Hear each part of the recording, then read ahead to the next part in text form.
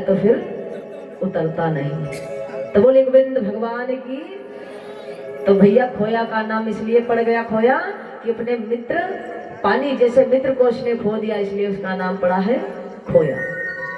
और दूसरा, अगर प्रीत सीखना है तो किससे सीखो? प्रीति करो तो ऐसी करो जैसे हरदी चून, और जीव हरदी जर्दी तजे तो तजे सफेदी चून। अगर मित्रता सीखनी है तो हल्दी से सीखिए, रहीमन प्रीत सराहिए मिले होत रंगदून, और जीव जर्दी हरदी तजे तजे सफेदी चून। कि हल्दी चूने को एक में मिलाइए तो हल्दी भैया पहले अपना रंग छोड़ेगी। जब हल्दी अपना रंग छोड़ती है तो चूना विचार करता है, जब ये अपना स्वभाव बदल देता है तो मुझे क्यों नहीं बदलना चाहिए, मैं क्यों अपने रंग में रंगा हूं। तो इसलिए उसने भी अपना रंग छोड़ दिया। तो भैया क्या हुआ, हल्दी पहले कैसी थी? हल्दी कैसी थी? पीली। और जब चूना मिला दो लाल हो गई, तूली लाल लाल हो गई ना। तो कहने का मतलब, अगर मित्रता सीखनी है तो हल्दी चून से सीखिए। और भैया बहुत लोगों के मुख से हम सुनते हैं, लोग कहते हैं कि इंसान बदल गया है, जमाना बदल गया है। लेकिन हम कहेंगे ना इंसान बदला है ना जमाना बदला है। क्यों? क्योंकि भैया पहले मनुष्य के 2 ही पैर थे, आज भी 2 हैं। पहले 2 आंखें थी, अब भी 2 आंखें हैं। तब भी सूर्य उदय होता था, आज भी सूर्य उदय होता है। तब भी धूप थी, आज भी धूप है। तब भी शाम थी, आज भी शाम होती है। तब भी रात थी, आज भी रात है। तो हम नहीं कहेंगे समय जमाना बदल गया। बदल गया है तो सिर्फ क्या बदला है? ना समय बदला है, ना जमाना बदला है, ना इंसान बदला है। बदली है तो सिर्फ हमारे आपके अंदर की भावनाएं बदल गई। भावनाओं के कारणवश हम एक दूसरे को नहीं पहचानते हैं। अब भैया हम तो कहेंगे आज के जमाने में सब उल्टा हो रहा। क्या उल्टा हो रहा? कहते हैं कि चलती को गाड़ी कहे। भैया चलती को गाड़ी कहे, अब वो चल रही है और उसका नाम पड़ा है गाड़ी। का जमीन हम गाड़ी थोड़ो है, वो चल रही है लेकिन का कह दिया है गाड़ी। और माल चीज को खोया, कि जो माल है उसको नाम दिया है खोया। और रंगी को नारंगी कहे, और देख कर कबीरा रोया। यानी जो गाड़ी चलती है रोड पे बराबर, हम आप सभी देखते हैं, उसको क्या कह देते हैं? गाड़ी। यानी एक जगह थोड़ी खड़ी है, वो चल रही है, लेकिन उसका नाम भैया उल्टा है गाड़ी। अब चल रही नाम है गाड़ी, तो ये उल्टे तो। अब खोया से भैया मिठाई बनती है तो कहते हैं उसका खोया। तो क्या खोया? पानी जैसे मित्र को उसने खोया। और रंगी को क्या कहते हैं? नारंगी। अब देख कबीरा रोया। किस संसार में अब जो कुछ हो रहा सब उल्टा हो रहा। तो कहने का भाव पनीरों बन जाते हैं। आज ये सब पनीर खाए बैठी तो देवियों को याद आ रही पनीर। कह रही दूध को फाड़ दो तो उसमें पनीरों निकलता। हाँ कह रही है, कब खोयो बनत पनीरों बनत। पनीर खाई है ना इस वजह से। बोलिए गोविंद भगवान की, बोले सच्चे दरबार की। अब कहने का मतलब, आज कन्हैया बहुत दुखित हो गए हैं। हमारे मित्र सुदामा को इतना बड़ा कष्ट है, लेकिन मित्र हमारे पास नहीं आता है। और भैया कहते हैं, रामायण में भी लिखा है कि जो मित्र अपने मित्र के दुख में दुखी नहीं होता है तो वो मित्र हम समझेंगे मित्र के योग नहीं, मित्रता के योग नहीं है। जे न मित्र दुख होई दुखारी, और तिन ही बिलोकत पातक भारी। कि जो मित्र के दुख से दुखी नहीं होते हैं तो समझो पातकी है। निज दुख गिर सम रज कर जाना, मित्र को दुख रज मेरु समाना। यानी मित्र का दुख हमारा दुख, मित्र दुख है। मित्र का जो मित्र है वो हमारा मित्र है, और मित्र का अगर कोई शत्रु है तो हमारा शत्रु है। अगर मित्र का कोई अच्छा समय है तो हमारा अच्छा समय है, और मित्र पे अगर संकट है तो हमारा संकट है। लेकिन आज के जमाने में भैया दुनिया बहुत आगे निकल रही, बहुत स्वार्थी मतलब की दुनिया। तो समय सीमा की ओर चलते क्या हुआ, आज सुदामा की पत्नी कहने लगी, स्वामी हमारे बच्चे भूखे सो जाते हैं और हमारी तो कोई बात नहीं, लेकिन छोटे छोटे नन्हे नन्हे बच्चे देखिए ना, सूख कर कांटे जैसे हो गए। और जैसे कहा हमारे बच्चे सूख कर कांटे हो गए, तो मानो विप्र जी महाराज की आंखों से अश्रु धारा बहने लगी। अरे इतना रोए हैं, रोते रोते मानो उनके कपोल काले पड़ गए, इतना रोए सुदामा। और रोते रोते सुदामा विचार करते हैं, अरे क्या करूं? तो धर्म पत्नी ने बताया, महाराज आप ही कहते थे कि हमारे बचपन के मित्र हैं कृष्ण, तो क्यों ना आप कृष्ण के पास चले जाइए। अरे कृष्ण के पास तो सब कुछ है, अब कृष्ण के पास द्वारिका नगरी है, अब कृष्ण के पास धन दौलत सब कुछ है। और जैसे कहा सब कुछ है, तो कृष्ण ने कहा क्या बताऊं, अरे जब मैं गुरु आश्रम में पढ़ता था, तो जब गुरु के आश्रम में मेरी दीक्षा शिक्षा संपन्न हुई, तो गुरु माँ ने मुझसे जो मांगा था गुरु दक्षिणा कि मेरे बेटे को लाकर कृष्ण वापस दे दो, तो मैं गुरु माँ के बच्चे को तो जीवित करके लाकर दे दिया था, लेकिन आज मित्र के कष्ट का निवारण नहीं कर सकता हूँ। कब तक? जब तक मित्र हमारे पास नहीं आता है तब तक। तो कन्हैया बड़ा सोच विचार में पड़े हुए हैं, और सोचते सोचते मानो कन्हैया की अश्रुधारा बहने लगी। रुक्मणी ने कहा, स्वामी बुलाइए ना, अपने मित्र को बुलाइए। और उधर क्या हुआ भैया, कृष्ण की पत्नी मैया लक्ष्मी, मैया रुक्मणी मानो कन्हैया को बहुत समझाती है, स्वामी कोई उपाय करिए ना कि सुदामा को बुलाइए। और जैसे कहा सुदामा को बुलाओ, मानो प्रभु ने अपना प्रभाव दिखाया हो। तो क्या हुआ, उधर सुदामा की पत्नी बार बार सुदामा से प्रार्थना करती है, स्वामी जाइए ना, अपने मित्र सखा से कुछ ले आइए। और कहते हैं भैया संकट के समय मित्रों घर ना जाए चाहिए, रहीमन निज मन की व्यथा मन है रखो गोए, और सुन इठलई है लोग सब बांट न ले है कोई। अरे देवी हम अपने मन की व्यथा किसको कहेंगे, जो सुनेगा वो हमको हंसेगा, तो हम इसलिए नहीं जाना चाहते। जो भिक्षा भवन में मिलेगा उसी से हम अपने परिवार का भरण पोषण करेंगे। देवी ने कहा, स्वामी आज 3-4 दिन हो गए बच्चे भूखे हैं। तो मानो बच्चों की दशा को देखकर सुदामा जी को दया आ गई कि अपने पेट के लिए ना चलते हुए बच्चों के लिए चलते हैं। और कहते हैं भैया अपने लिए हम आप कोई नहीं करते हैं, करते हर कोई करता है अपने बच्चों के लिए, बीवी के लिए, परिवार के लिए। और यही बच्चे बड़े होकर उल्टी सीधी बात करते हैं। तेरा हर सांस है हीरा मोती, जो लुटाने के काबिल नहीं है। तेरा हर सांस है हीरा मोती, जो लुटाने के काबिल नहीं है। तेरा हर सांस है हीरा मोती, जो लुटाने के काबिल है। कहना हुआ, तेरा हर सांस है हीरा मोती, जो लुटाने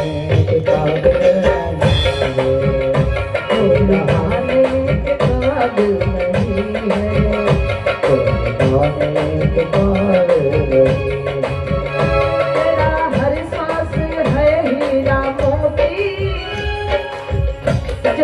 लुटाने के काबिल नहीं है, नहीं है, हाँ लुटाने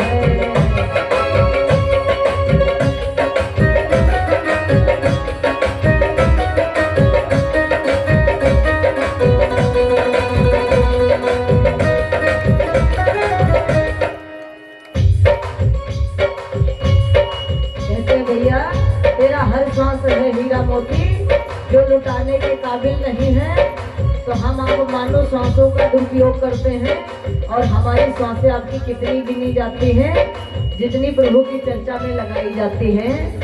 तो क्या कहना है,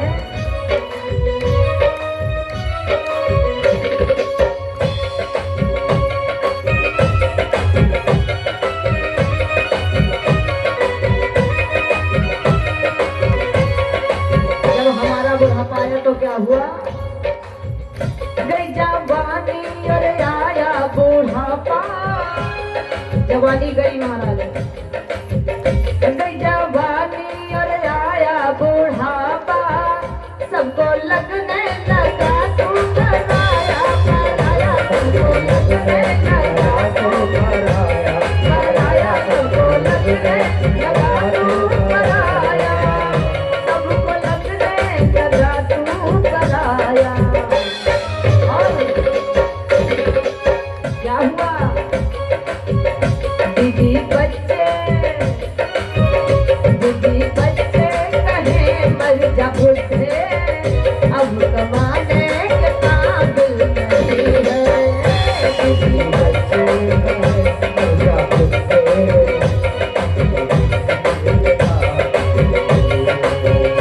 तेरा हर सांस है हीरा मोती, जो लुटाने के काबिल नहीं है, तेरा हर सांस है हीरा मोती, जो लुटाने के काबिल नहीं है।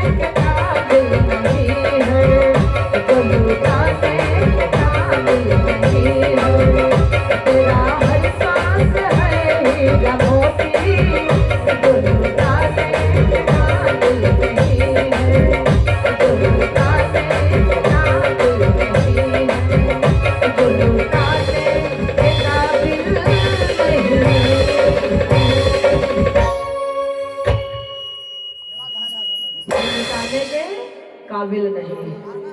भैया कहते हैं गई जवानी और आया बुढ़ापा, तो सबको लगने लगा तू पराया, तो क्या होता, यही बीवी बच्चे कहते मर जा बुढ़े, अब कमाने के काबिल नहीं, अरे अब तो बिस्तर पकड़ लिया है ना। और कहते हैं भैया कि कहावत में कहते हैं कि जब बुढ़ापा आता है तो बुढ़ापा ही कड़वा सच कहलाता है। तो वही आज सुदामा जी महाराज की पत्नी कहती हैं, स्वामी जाइए ना, अपने लिए ना सही लेकिन बच्चों के लिए चले जाइए। तो सुदामा जी महाराज आज चल दिए हैं कहाँ, कृष्ण से मिलने के लिए। तो कहते हैं भैया समय समय पर सब होते हैं और बिगड़े में कोई अपना नहीं होता। सब कहने की दुनिया है, कहने को संसार है, कहने को रिश्तेदार होते हैं, कहने को घर परिवार होता है, लेकिन कोई नहीं। जब हमारे पास कुछ नहीं तो हमारा कोई नहीं। तो इधर सुदामा चलने को तैयार हुए और जैसे ही चलने को तैयार हुए तो सुदामा की धर्मपत्नी ने कहा, सुनो महाराज आप जा रहे हो ना अपने मित्र के पास, अब मित्र जैसे तुमसे आपसे पूछेंगे कि भाभी ने मेरे लिए क्या भेजा है तो क्या बताओगे। तो सुदामा ने कहा क्या बताऊंगा, कहा अरे कुछ लेके जाओ।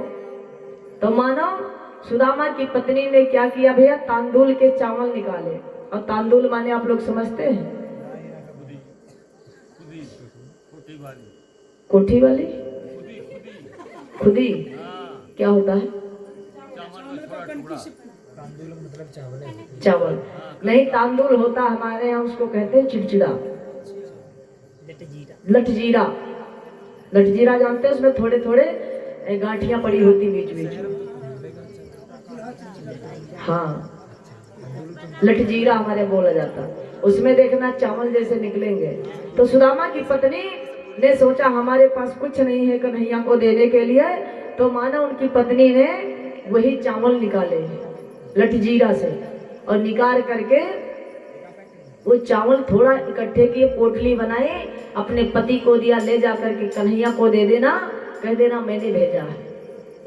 क्यों? सुदामा की पत्नी ने चिड़चिड़े के चावल क्यों दिए थे? बताओ महाराज, कन्हैया की कथा सुन चुके हो? अरे मानो बताना चाहती है कन्हैया इसके सिवा हमारे पास कुछ नहीं है। अरे हमारे घर में 2 दाने नहीं हैं, हमारे बच्चे भूखे सोते हैं, हमारे बच्चे भूखे जागते हैं, हमारे घर में कुछ भी नहीं है। अब कुछ ना होने के कारण मैंने चिड़चिड़े के चावल भेजे हैं, तांदुल के चावल। तो इसलिए मानो धर्म पत्नी ने उनको दे दिया, सुदामा जी महाराज को ले जाओ, और सुदामा जी महाराज चल देते हैं, समय सीमा की ओर तरफ चलते हैं। सुदामा जी महाराज चले हैं ना, हाँ, उस गठरी को सुदामा अभी तो नहीं दबाए हैं, लेकर के जाते हैं रास्ते में। भैया बहुत लंबा उनका समय रास्ता पड़ता है। अब वो गाते जाते हैं हरे कृष्णा कृष्णा हरे हरे, हरे राम राम राम हरे हरे, हरे कृष्णा हरे हरे, गाते गाते जा रहे थे। मानो बड़ा कष्ट मिलने लगा सुदामा को। तो इधर क्या हुआ, कन्हैया के कान में आवाज पड़ी मेरा मित्र आ रहा। तो प्रभु वेश बदल के पहुंच गए। मानो बहुत समझाया सुदामा को, ऐसे नहीं ऐसे पार हो जाओ और कृष्ण को भूल जाओ, बहुत कुछ पढ़ाया, लेकिन सुदामा ने एक भी नहीं मानी और प्रभु का स्मरण करते रहे। तो प्रभु आज गदगद हो रहे हैं। अब मानो सुदामा को निद्रा देवी ने अपना प्रभाव दिखा दिया। सुदामा जी महाराज सो गए और जैसे नींद खुली तो क्या देखते हैं, द्वारिकापुरी में बैठे हैं। द्वारिका में है, बहुत सुंदर महल है। तो किसी से पूछा, अरे भैया कहीं यहाँ कोई कन्हैया रहता है? दरबारियों ने कहा कोई कन्हैया नहीं, हमारे यहाँ रहते हैं द्वारिकाधीश, जिनका नाम है द्वारिकाधीश। और तुम कहते हो कन्हैया, एक नाम उनका कन्हैया भी है, तुम कौन हो? तो मानो सुदामा बताना चाहते हैं कि हम उनके बचपन के मित्र हैं। अरे जा करके कन्हैया से कह दो कि हम उनके बचपन के मित्र आए हैं। और जैसे कहा जा करके कन्हैया से कह दो कि मैं उनका बचपन का मित्र हूं। तो क्या कहते सुदामा, मैं हूं उनका यार पुराना, उनसे बिछड़े हुआ है जमाना, याद मुझे उन कहने लगे मैं हूं उनका यार पुराना, उनसे बिछड़े हुआ है जमाना। भैया गायन को करेंगे तो आरती का समय हो रहा है, तो गाना नहीं है। प्रभु का एक बार खाली नाम लेना होगा समय सीमा की ओर चढ़ते हुए।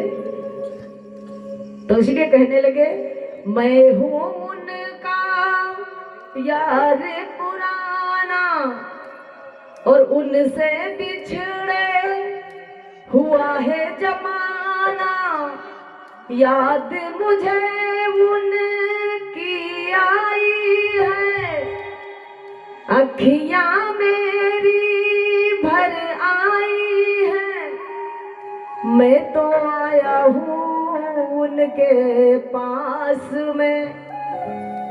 और बता दो मेरे घनश्याम से मिला दो।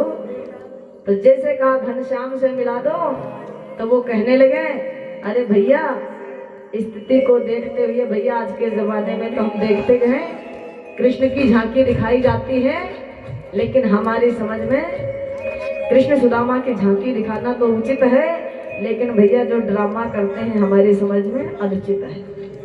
क्यों? क्योंकि सुदामा जी महाराज जिस समय पहुंचे हैं तो कहते हैं सुदामा कन्हैया से जाकर के कह दो मैं उनका मित्र हूँ, तो मानव द्वारपालों ने हाथ जोड़ के निवेदन किया, अरे महाराज हम तत्काल जाते हैं, आपका संदेशा सुनाते हैं। और यहाँ भैया हम देते हैं, देखते हैं कि झांकी वाले क्या करते हैं। और जब वो झांकी आती है ना तो छोटे छोटे बच्चा लाइन से बैठते हैं, तो डीली उठा के मारते हैं दूर से फट, और कहाँ चप्पल पड़ जाए तो भाई खींच के मारते हैं सुदामा के। और जो दो द्वारपाल पहरी बन के खड़े होते वो क्या करते हैं, मानो यूं धक्का दे देते हैं और सुदामा धड़ाम से गिर जाते हैं। तो कहने का मतलब अपमान, लेकिन नहीं, कन्हैया ने किसी ब्राह्मण का अपमान नहीं किया। कन्हैया ने तो दांत से निकाला था कांटा। तो जो प्रभु परमात्मा दांत से कांटे निकालता हो उसका द्वारपाल कहीं ऐसा कर सकता है? नहीं। तो कहने का मतलब ये भैया झांकी वाले कहीं ना कहीं गलत भी करते। क्यों? अपना मनोरंजन करते हैं, अपने पेमेंट पैसे के चक्कर में कि आदमी खुश हो जाए और पैसा दे दे, ऐसा करते हैं। तो क्या हुआ, आज सुदामा जी महाराज कहते हैं द्वारपाल से कि अरे द्वारपालो, जा करके कन्हैया को बता दो कि मैं कौन हूँ, कहाँ से आया हूँ, कैसे आया हूँ, और मुझे कन्हैया से मिलना है। तो द्वारपाल ने जा करके कन्हैया को जैसे बताया कि हे ठाकुर जी, आपसे कोई मिलने आया है, उसकी स्थिति मुझे ये मालूम पड़ती है कि वो बहुत गरीब है, और उसने मुझे नाम बताया है कि उसका नाम है सुदामा। अरे उसके पैरों में चप्पल नहीं है, वस्त्र उसके फटे हुए हैं, और सर पे उसके कुछ नहीं है, मानो बहुत परेशान है, बहुत गरीब है। और वो आपको याद करता है और बताता है मैं उनका बचपन का सखा हूँ। कन्हैया ने सुना, सखा? कौन सा सखा? क्या नाम बताया? मानो कन्हैया दोबारा सुनना चाहते हैं, सुदामा। तो मानो प्रभु के जैसे कानों में आवाज पड़ी है, और जाकर के द्वारपाल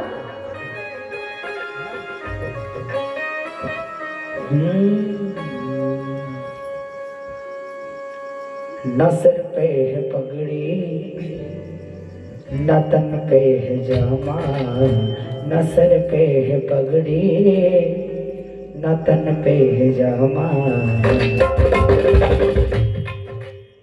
ठीक है,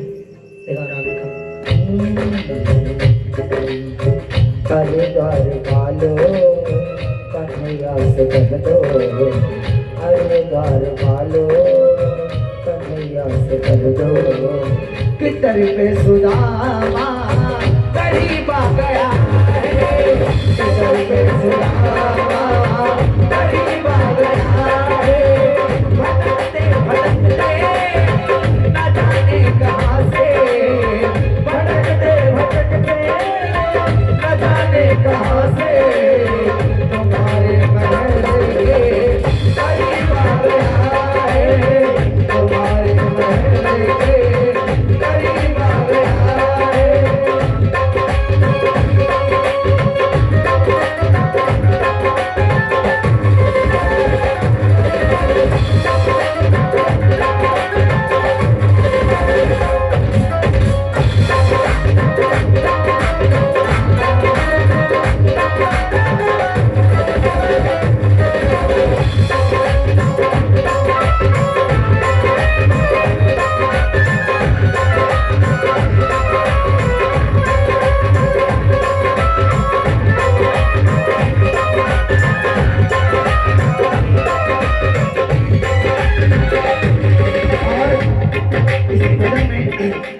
इसी भजन में एक लाइन और जोड़ना है, इस प्रकार कहते हैं,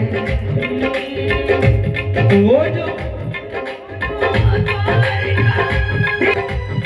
बचपन के उम्मीद हमारे हैं, वो तो पार कभी से तुम्हारे हैं, बचपन के उम्मीद हमारे हैं, संग खेले बड़े बुरे में जाने तो मिलने तो हुए किसी से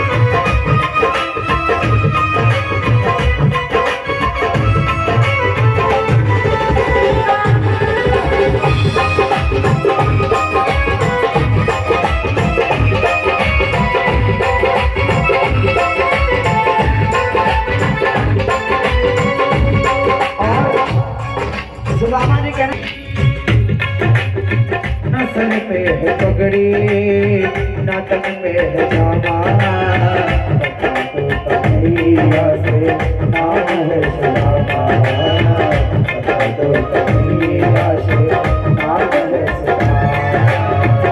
ना सर पे है पगड़ी ना तन पे है जामा, बता दो कन्हैया से नाम है सुदामा।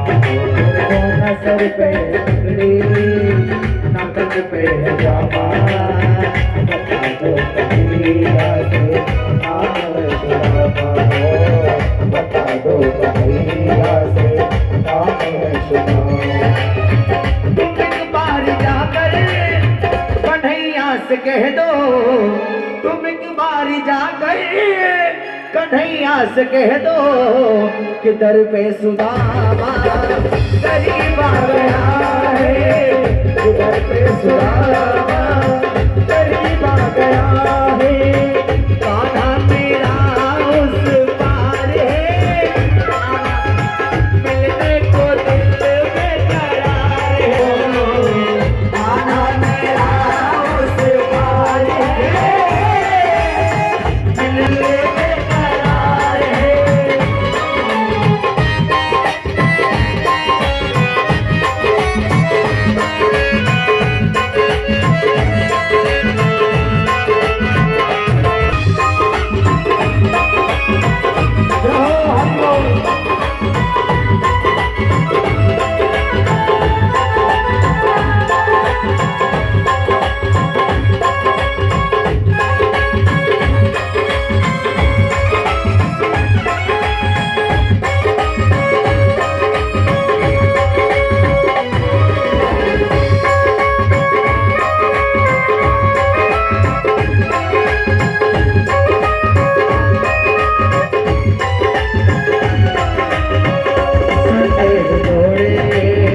चले आए मोहन लगाया गले से सुदामा को मोहन, लगाया गले से सुदामा को मोहन।